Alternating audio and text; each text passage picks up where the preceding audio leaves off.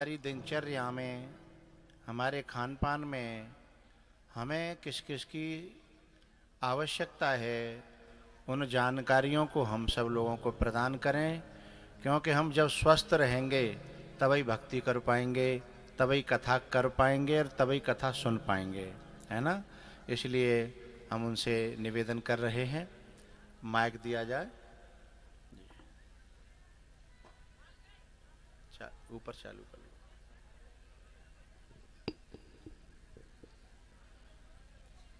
आदरणीय महाराज जी, यहाँ पर उपस्थित सभी सनातनी बंधु, जैसा कि आपका आदेश हुआ है कि हमारे स्वास्थ्य से संबंधित कुछ बातें मैं आपको बताऊंगा 2-5 मिनट के लिए, क्योंकि आजकल जो एक बहुत कॉमन चीज़ देखने में मिल रही है, आप सभी ने नाम सुना होगा साइलेंट अटैक का।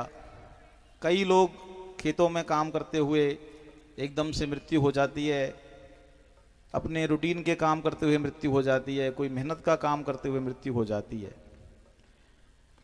इन सब बीमारियों की जड़ में कहीं ना कहीं हमारी दिनचर्या है, हम जो रोज़ खाते पीते हैं वह है, या हम लापरवाह हैं हमारे स्वास्थ्य के प्रति, वो एक कारण है।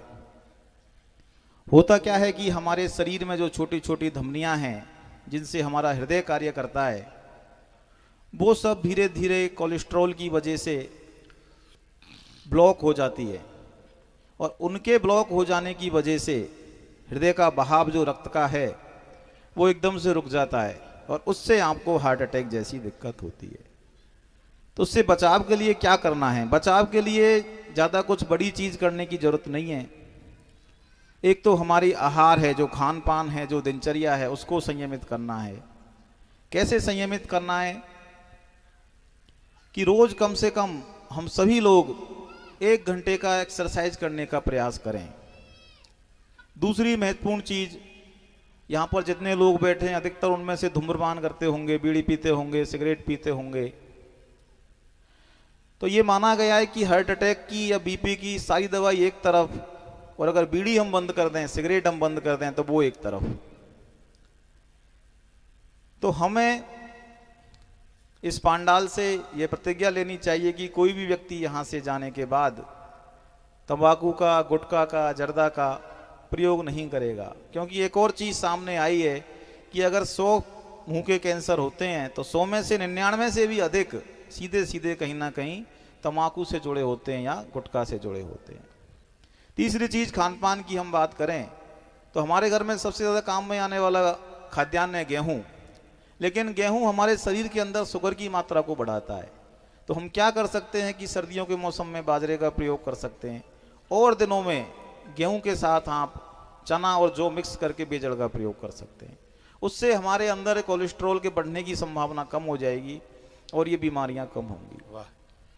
ऐसी एक और चीज़, अधिक से अधिक मात्रा में खाने वाली जो चीज़ें हैं, जैसे कि सब्जियां हैं, फल है, सलाद है, वो दुर्भाग्यपूर्ण तरीके से हमने कम कर दी है भोजन में। और जो नहीं खाने वाली चीज़ हैं, तली हुई चीज़ें हैं, समोसा है, कचौरी है, या हम बात करें आइसक्रीम है, या मीठी चीज़ें हैं, वो हमने ज़्यादा बढ़ा दी है, वो हमारे लिए नुकसानदायक है।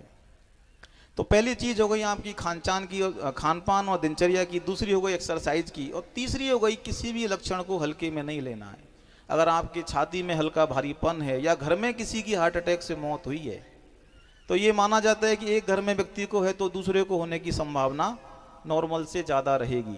तो ऐसे में हमको शीघ्र से शीघ्र इलाज लेना है। और सभी व्यक्ति जो 40 साल के हो गए हैं उनको एक बार कोलेस्ट्रॉल और शुगर ज़रूर चेक कराना है। कभी भी आपका जाना हो, हिंडौन जाना हो या कहीं और जाना हो, तो शुगर और कोलेस्ट्रॉल की जांच जरूर से ज़रूर कराएं। बीपी की दवाई नियमित रूप से, लास्ट चीज़ जो है, दवाइयाँ ना छोड़े। ग्रामीण क्षेत्र में हमने विशेषकर देखा है कि दिक्कत नहीं होने पर ज़्यादातर लोग दवाइयाँ बंद कर देते हैं। लेकिन दवाई बंद करने से क्या होता है कि आपके अंदर जो बीमारी है धीरे धीरे धीरे बढ़ती जाती है, और वो विकराल रूप लेकर के जो साइलेंट अटैक है या हार्ट अटैक है, ऐसी समस्या को जन्म देती है। तो इन सब चीज़ों का ध्यान रखते हुए सभी आध्यात्मिक रहें, ईश्वरवादी रहें, परमात्मा में विश्वास रखें, और नियमित दिनचर्या लें, तो आपका स्वास्थ्य है वो सही बना रहेगा। धन्यवाद। देखो, थोड़े में ही हैं, सारी सारी काम काम की बात बता दी। बहुत बढ़िया, आपको बहुत आशीर्वाद।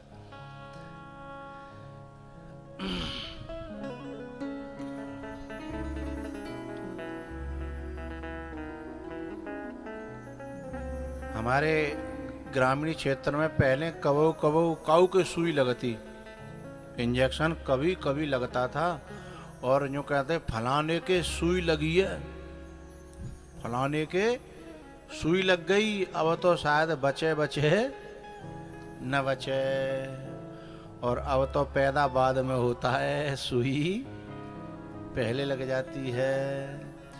तो ये कहीं ना कहीं हमारे खान पान में, रहन सहन में ये सब जो अंतर पड़ा है उसका परिणाम है।